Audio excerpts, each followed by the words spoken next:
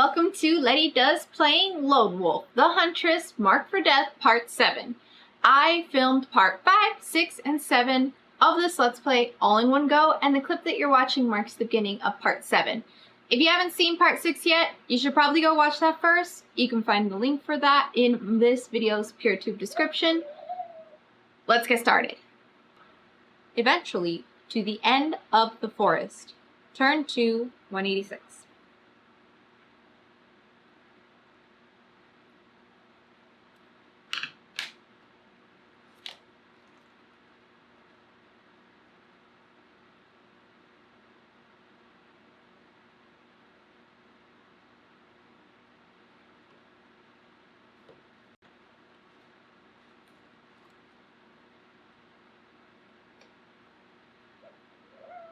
Distance is as difficult to measure as time here, but it feels like you must have traveled at least a mile before the swamp and the mushrooms grow sparse. You may use a healer's kit during this time. After a time, you find a circle of standing stones arranged so evenly that it could not have been unintentional, though it would have taken giants to move them. In the center of this is a fire pit. Has been dug and a fire left unattended. There is no sign of who might have lit it, but it must have been recent, for the fire is freshly kindled and there is a knapsack set by it. Watching for an ambush, you approach and open the knapsack to find it contains a series of old journals written in a spidery cursive. Do you have the art of exceptional awareness? If so, turn to 63. If not, turn to 214. This is so sus. Why am I just opening this person's thing? Okay, I do have a healer's kit. However, my new total is 22, so I can only use one.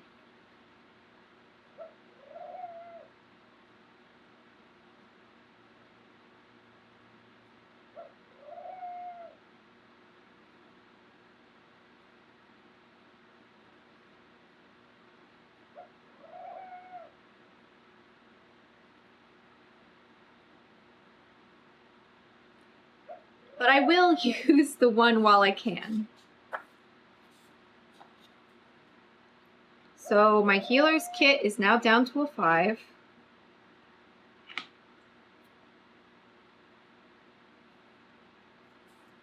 My endurance is now 22.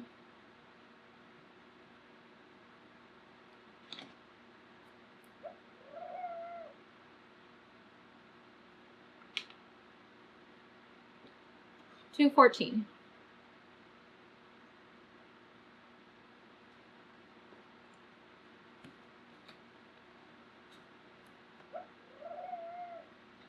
You get no warning before a sickle comes flying out from the shadows.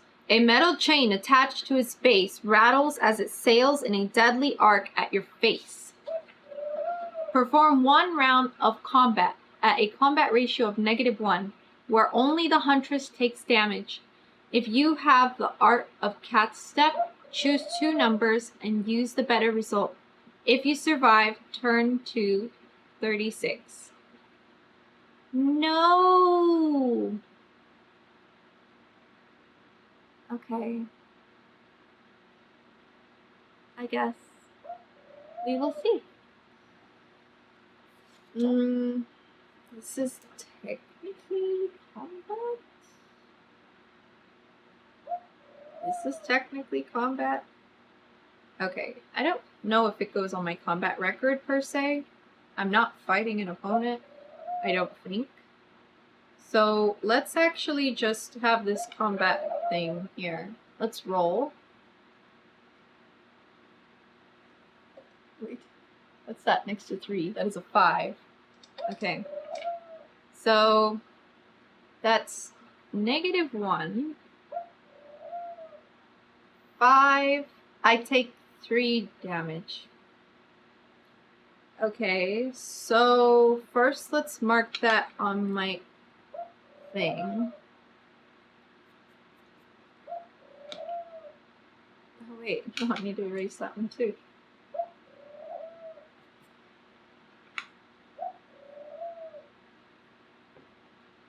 Great. That's great. Honestly, fantastic. Or, I don't know, maybe I should.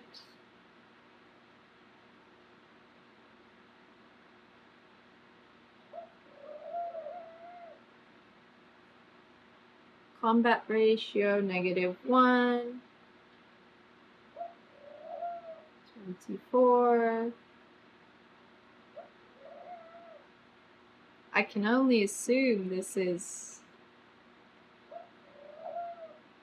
I'm sorry, where's my second?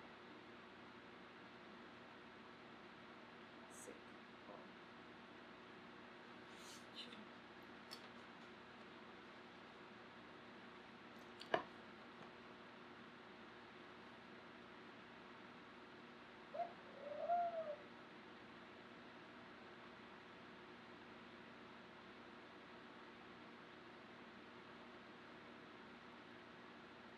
There, a sickle, randomly. I don't know. Maybe it's not the tall man who fights with a sickle. Maybe this is someone else. Beyond the wheels. He lives in this weird forest thing. But he knows how to write. He can write. I don't know. Okay. 36. Combat. -1. Rolled 5. -3. DP. That makes sense, right? 96.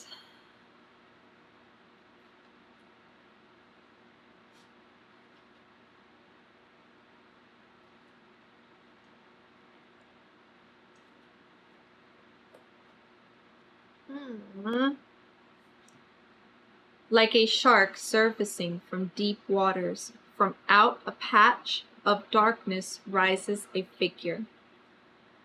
If it had not already been recognizable by the huge grin and bloated body, you would know him by his immense height. The tall man rises to face you once again. He yanks on the chain, and the sickle flies back to his hand. He lifts it to throw again. A loud voice cries out, and there is a terrific clash and boom as a bolt of lightning strikes the tall man, blasting him backwards against the pillar.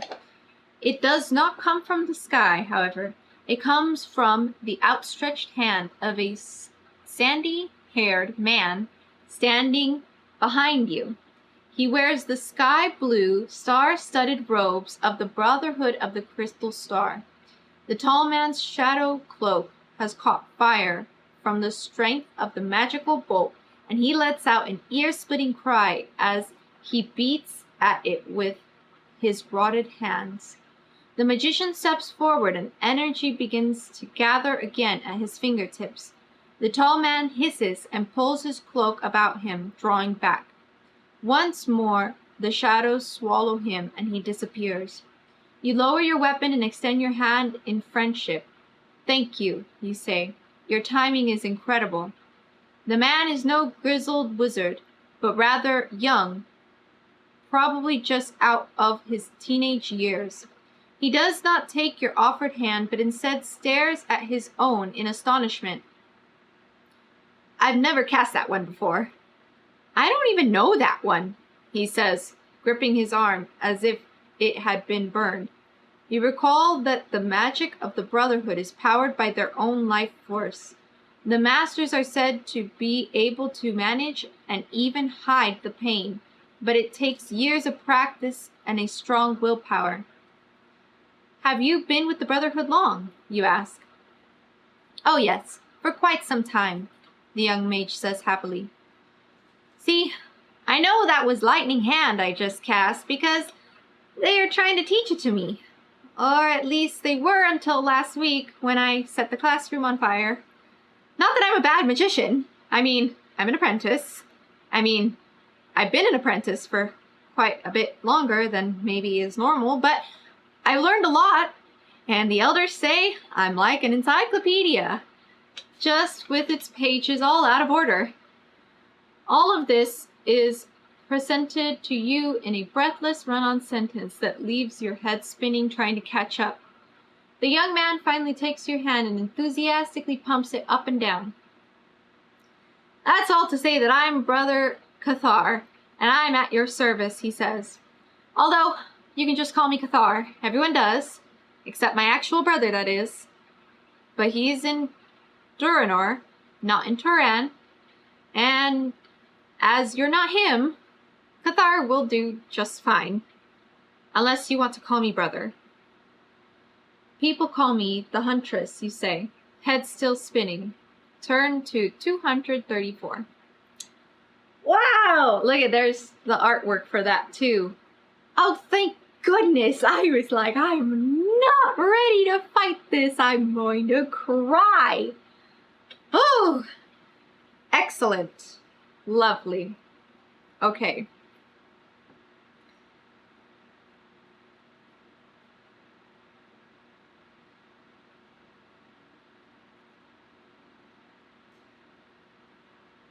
Two.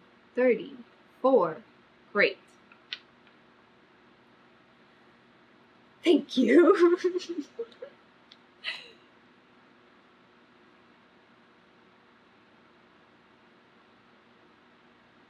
Oh, baby.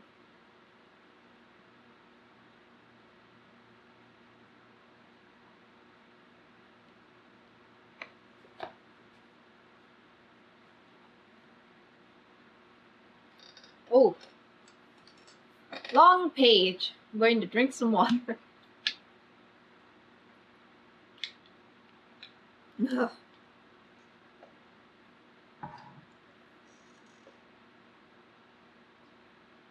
I assume you are a researcher, Cathar says, eyeing your equipment.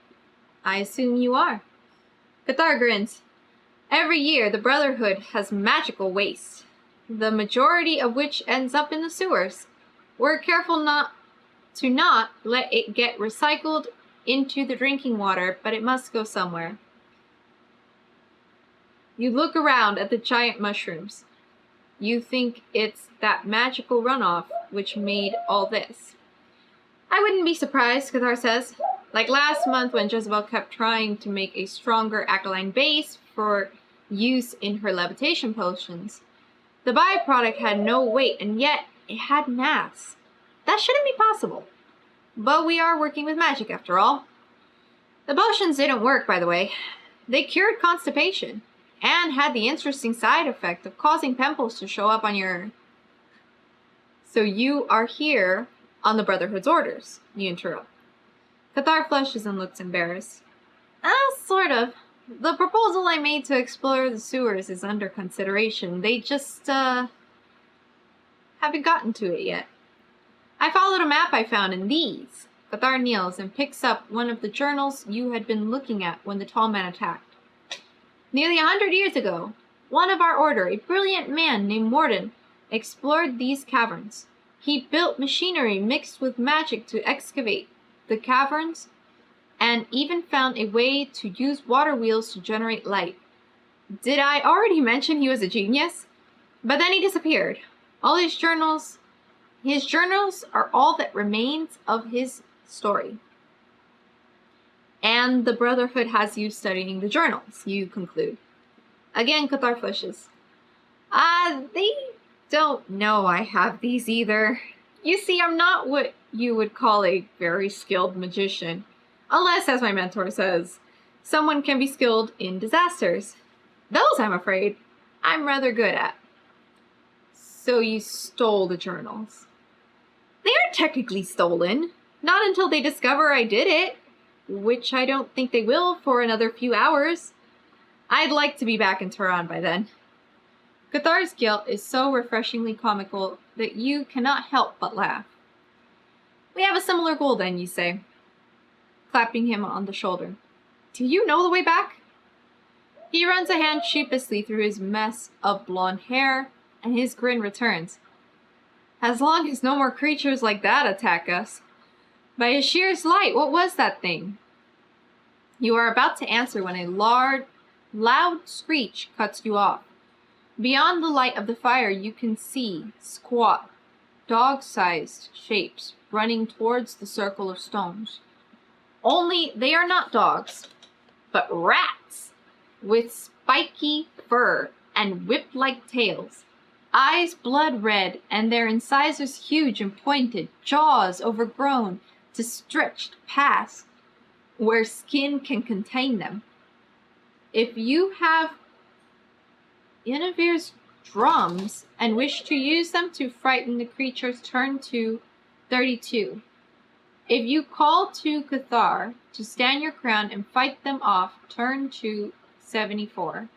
If you tell Cathar you'll need to cut your way through, turn to 166. And here is the photo of the rats. They do have very large incisors. Oh no! What am I gonna do? I don't know what Yennefer's drums are, so that's out of the question. We can fight. Cut your way through. Okay. Or cut my way through the rats. I think I need to cut my way through the rats. That seems like the only way to get out of here. I don't know. That is, if he's willing to help me. I'm kind of making assumptions by now.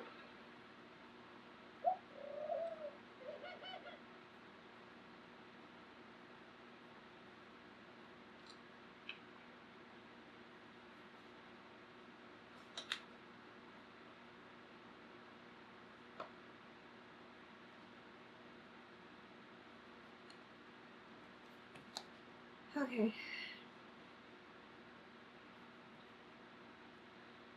If we stay here, we're staying for good.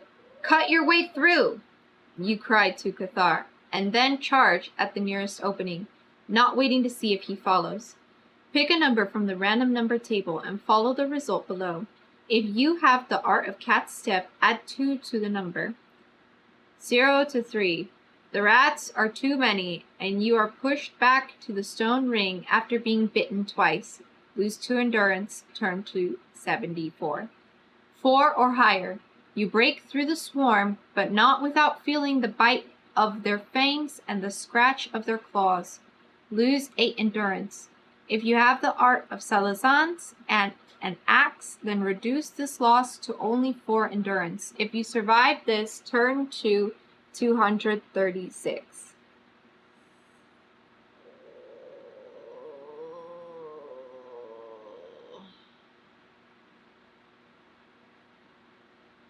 Oh no! Oh no! Oh no! Okay. Well, let's see what number we get. You are spilling out. Oh no. That was a 6. I'm sorry. I didn't mean to wake you. Shh. Go back to sleep, my sweet prince. Okay. Rolled 6. That means I lose 8 endurance.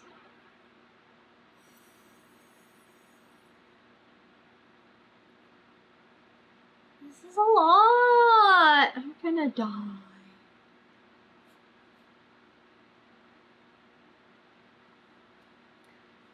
Let's reflect that.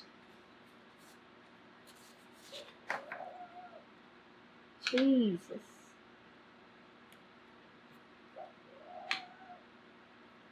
I'm basically at half life right now.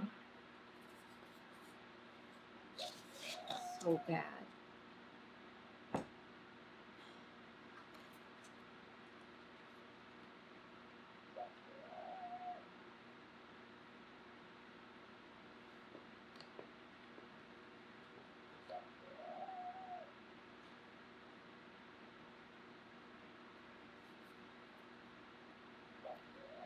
Three rats leap at you in a single spinning motion. You cut them down, painting the standing stones with their blood. Beyond them the way is clear, but it will not be for long. Already the swarm is closing the gap. Cathar, stay close, you shout. We can make a run for...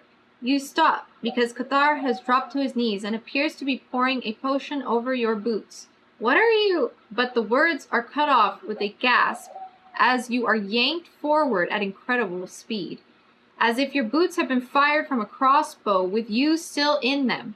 You fly past the rats and into the mushroom forest. Stalks rush at you, and you barely have time to leap out of their way.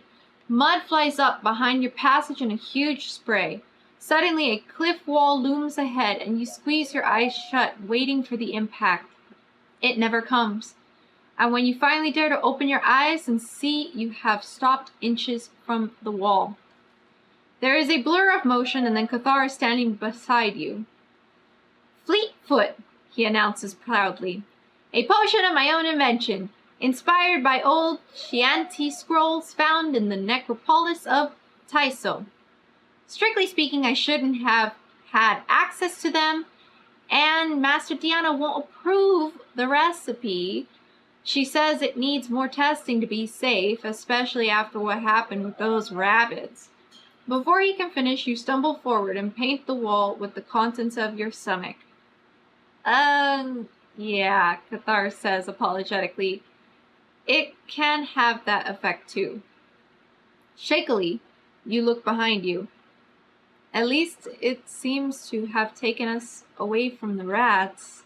How far have we come? Possibly 3 miles, Cathar guesses. I used a whole potion. I've never done that before, so I don't know exactly how far we've come. We stick to the wall then, you say. If we follow it far enough, we'll find some way out. Turn to 172. Ooh, that's fun.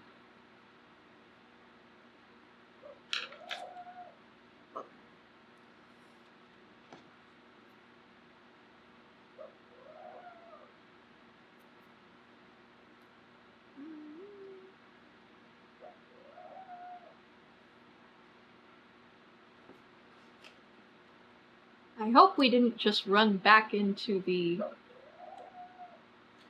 tall man.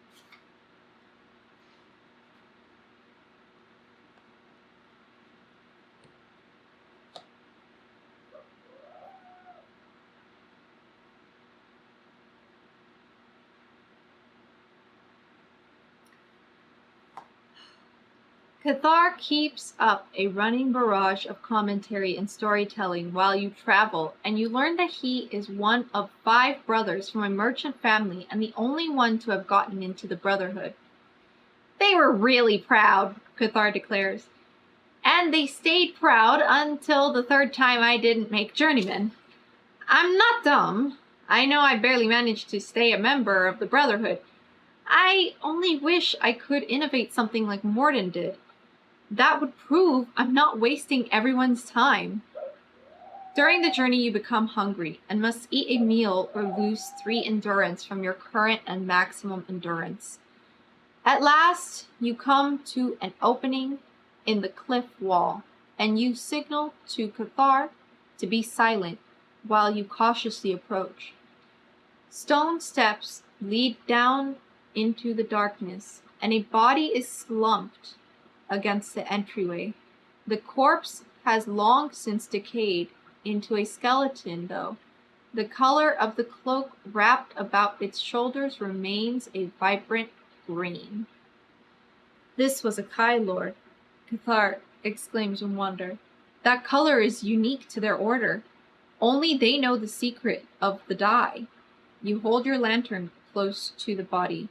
The Kai Lord still carries their last equipment, an axe, a stout wooden shield, painted with a faded image of the sun god Kai, and a crystal that Cathar identifies as a Kai battle crystal. If you twist the top and toss it, it explodes in a great ball of fire, Cathar tells you, spreading his hands to illustrate. You may keep any of these items. The axe is a weapon, The Kai Battle Crystal is a backpack item that you can use at the beginning of any combat to reduce the enemy's endurance by 10, but also deals 3 endurance damage to you from the explosion. It is gone after 1 use. The Sun God's Shield is a special item that requires 1 free hand to use in combat. When using it, you can choose to discard it. The shield breaks at the end of any round of combat to ignore all damage dealt to you that round. I know this place, Cathar says, looking around. Morden wrote of it in his journals.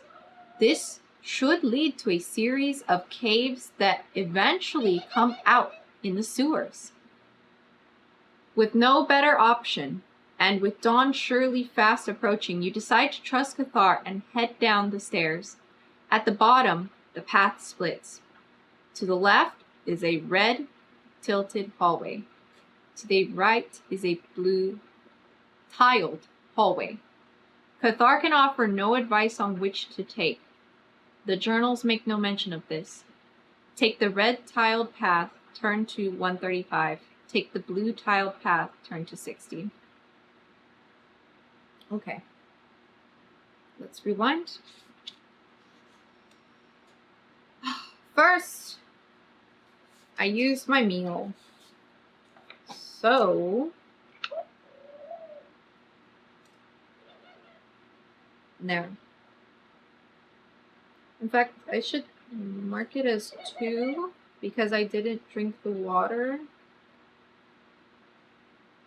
Oh, that's so bad. Okay. I have no room in my backpack. I will take the shield.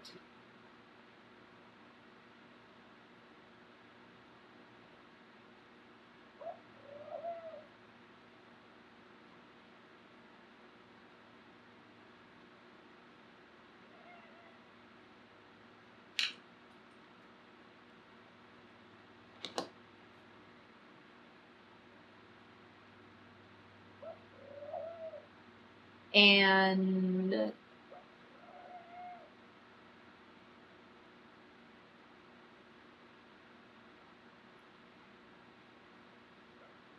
discard after round of combat. Ignore damage. Okay.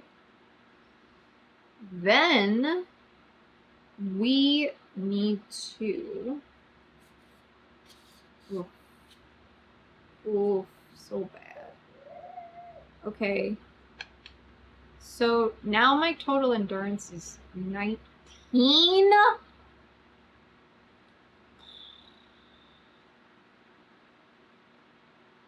That's so bad. Okay. My total endurance is 19. And I need to lose another 3.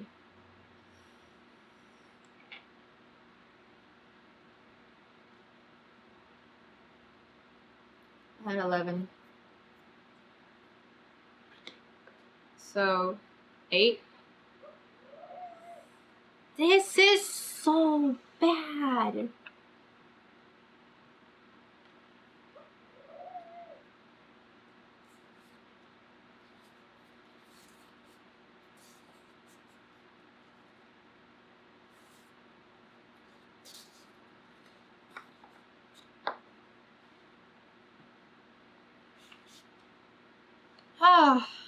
And now I need to take the red tile path or the blue tile path. Now here's the thing.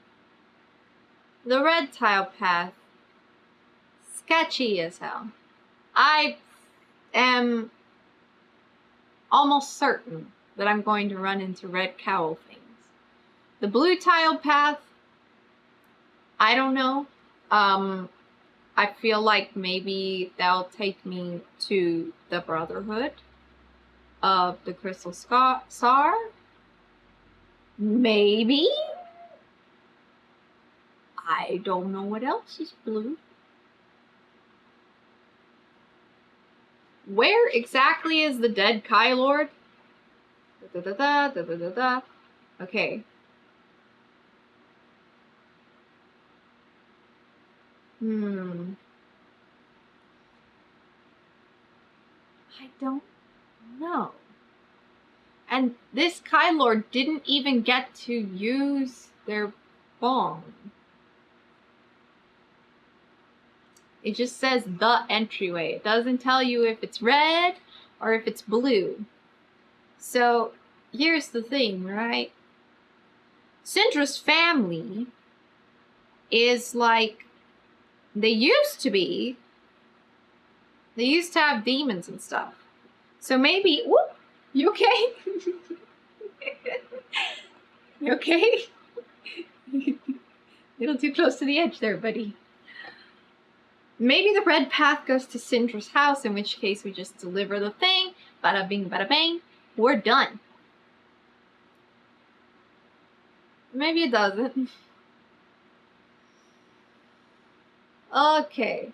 Well, if I die, this will probably be where I come back to, because this seems like an important decision.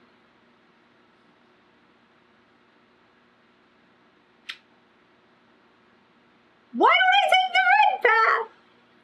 Let's go red! Let's go red! The text is gonna be like, why would you take the red path? Maybe there's no one home.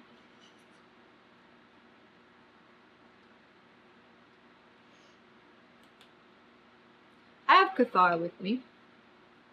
Surely together we could do something.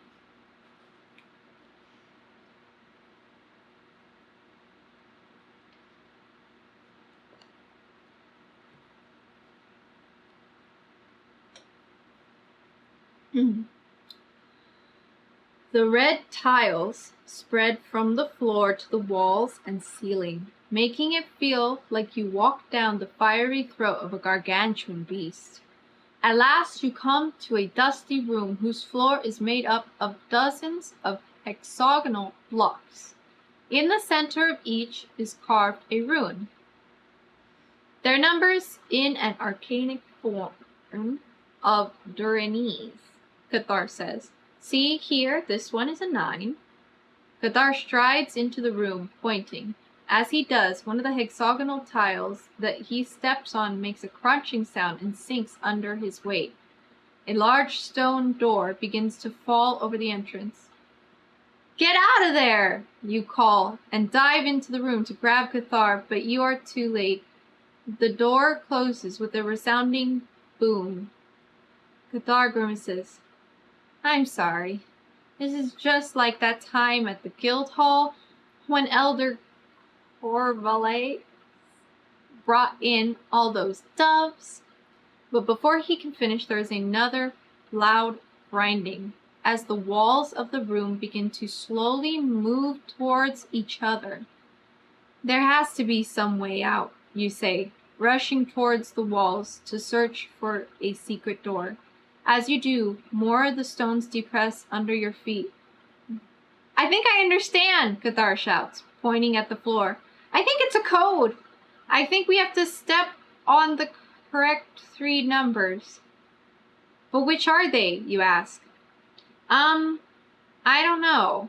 You haven't come across any magic numbers, have you? Cathar asks hopefully. If you have come across a riddle in your journey, then you may have the solution to this puzzle written in the margins of your action chart. If so, turn to the section that matches that number. If you are correct, the section will describe what happens next. If you have not come across a riddle, or if your answer turns out to be wrong, then continue on to section 136. Well, shit!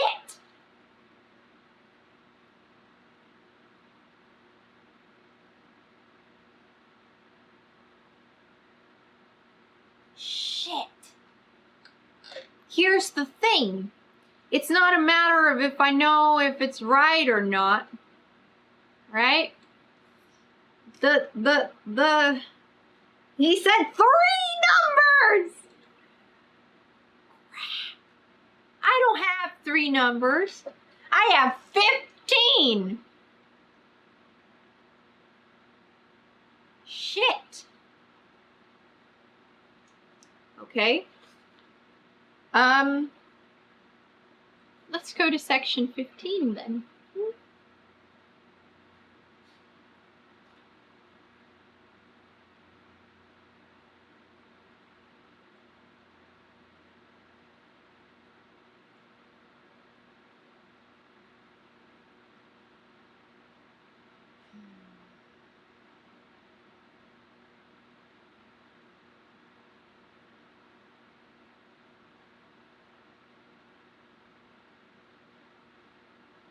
It is not 15.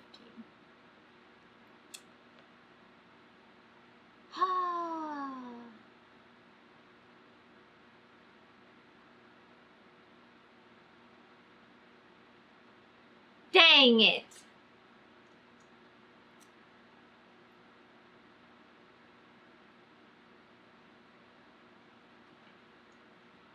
I got the wrong answer, so that's 136.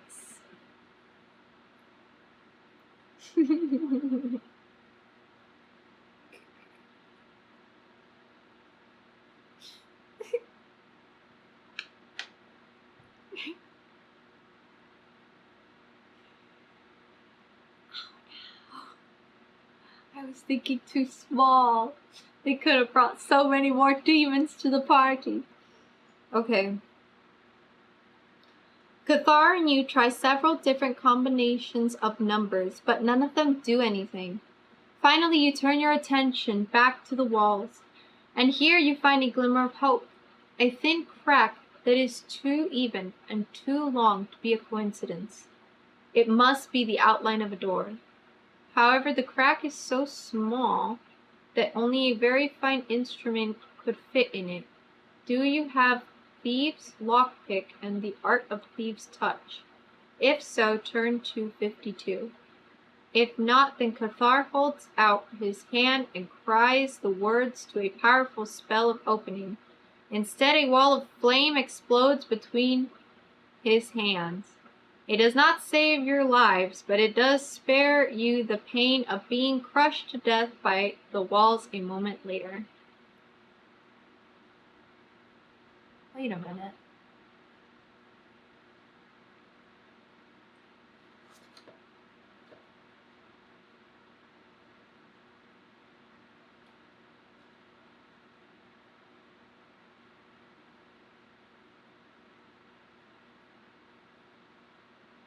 I don't understand. Wait, hold on.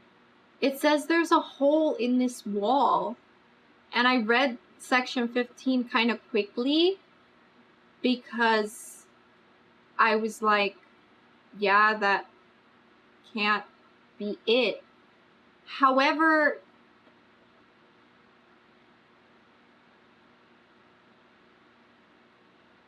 no, this can't be right.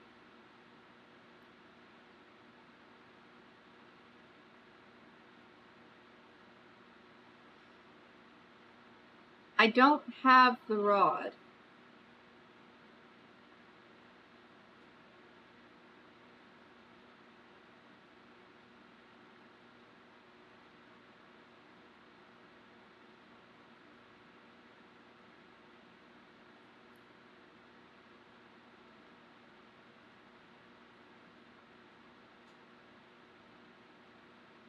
I must have done something wrong. Just give me a second. Does it say I need 3 numbers? What 3 numbers could I possibly need? How far do I have to go?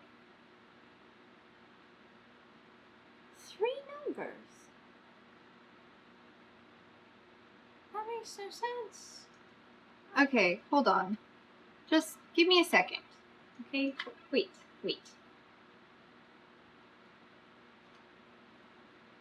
Maybe I just need to look at it again.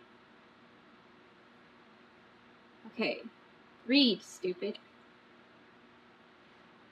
Myself and my demons gathered to greet the King of Darkness for a night of blood and fire. But demons rarely get along, and each had their own request. Demoness Shamath, of course, will be attended by her 4 loyal demonic followers. Thanajax is finicky and needed there to be an even number of demons at the gathering. Tagazin hates answering to a human like me, but agreed to come if he can bring his brothers and sisters, of which he has both in equal numbers. And the Unnameable believes in the power of 3. The number of demons present must be divisible by that magic number. At least how many gathered to greet the Dark One. So this is 8, and the closest would be 9. But that can't be, because the guy has brothers and sisters in equal numbers.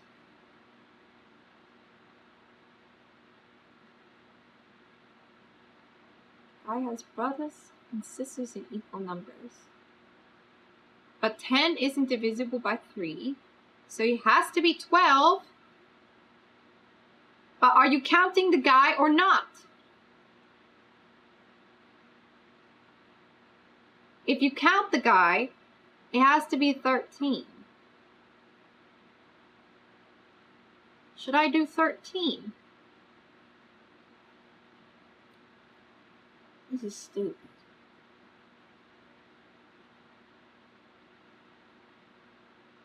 Because 12 is divisible by 3. And then you count me. You count me. Myself.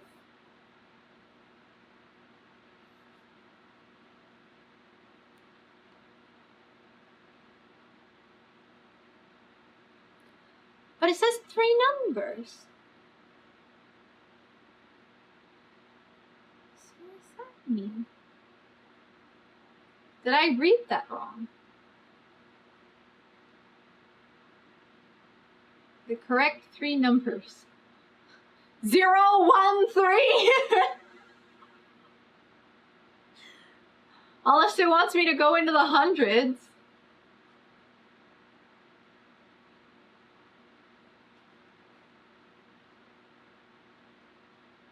I see Cathar's name. Okay, wait. Stop. I think it's 13. Wait. But that was my original answer. Okay. We're going to rewind. We're going to pretend I said 13 people.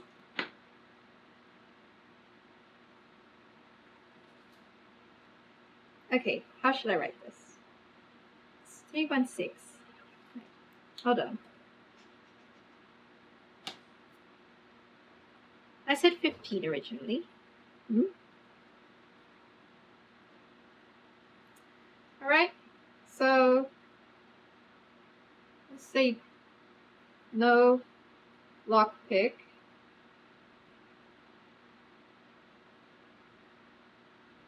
Crush. To death. And then I'll write death. Alright. And then woo! Are you okay, my baby? He's okay. And then what I will do is I will have gone all the way back here to my ritual. And we will go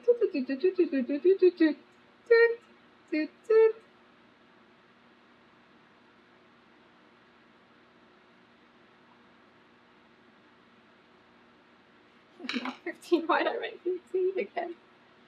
13.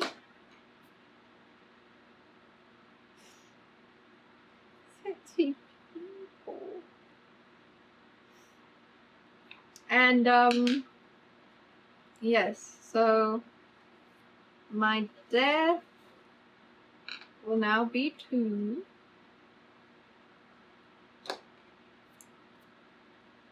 And you know what? I need to reset all this, so yeah, sure, okay. Hey, buddy, you alright? You got a little too comfy, huh? I'll get back to you on this in the next episode. Get out there, do all the stuff, and I'll see you next time. Bye. Hey, buddy. A little too comfy, huh? You just fell right off. You okay, buddy?